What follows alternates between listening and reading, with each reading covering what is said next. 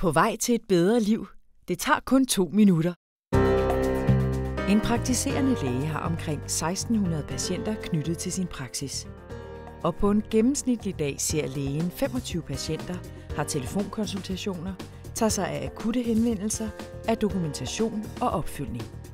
Det er ikke så underligt, at hverdagen kan opleves travl og presset, og at bunkerne vokser, mens tiden farer afsted. I Vestegnens kommuner er der særligt mange kronisk syge. I de 7 kommuner i Vestegnsprojektet er der 10.000 borgere med diabetes og 7.600 borgere med KOL. 2 af dem er Erik og Vinnie. Dengang jeg fik at vide af den læge, jeg var oppe på Glostrup Hospital, han sagde, jeg har lige bestilt tid til dig over på daghospitalet, for du har fået sukkersyge. Nå, sagde jeg, det var den værste sygdom, du kan give mig. Jeg blev utrolig ked af det, fordi at før havde jeg jo energi til at både at gå i motionscentre og alt muligt, og det kunne jeg godt mærke, at det har jeg slet ikke mere. På den måde blev jeg utrolig ked af det.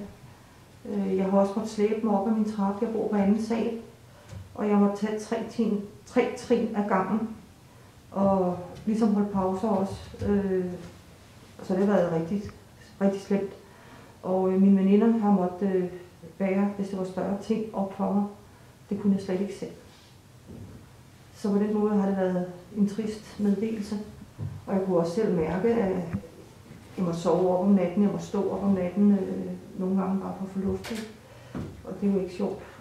Og så bliver man selvfølgelig også lidt bange, ikke? Vestegnsprojektet giver borgerne i 7 Vestegnskommuner mulighed for at få et bedre liv med deres sygdom. Forløbsprogrammet er et tilbud til borgere med type 2-diabetes eller KOL, som er tilpasset deres behov.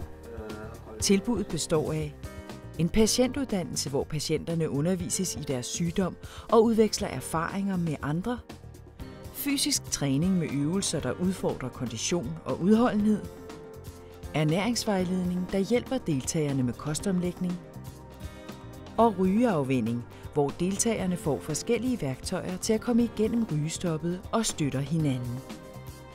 Og forløbsprogrammet for type 2-diabetes og KOL-patienter hjælper. Jeg kan mærke på mig selv, at jeg har ikke været syg siden. Jeg kan mærke, at jeg har fået mere både luft og energi. Og jeg har sågar gjort det, at jeg lige har købt mig en cykel for at få noget motion, fordi at polholdet, eller hvad skal man sige, motionen derude holder op om en uge, og jeg har været rigtig, rigtig glad for at gå der. Det har i hvert fald hjulpet mig så meget, så jeg er mere rolig. I starten var jeg meget nervøs for den her sukkersyge, men nu er jeg mere rolig, og sådan jeg har snakket med dem derovre og siger, jamen selvfølgelig skal man tage det alvorligt, men man skal ikke overdrive.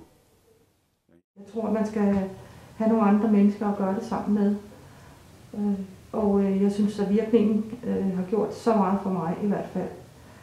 Mine venner og bekendte kunne straks efter 14 dage faktisk se en kæmpe forandring med mig. Så det synes jeg er helt utroligt. Så det håber jeg virkelig, at andre kan få nyt af. Du kan få dit praksispersonale til at sende den elektroniske henvisning til kommunerne. På vej til et bedre liv. Det tager kun 2 minutter.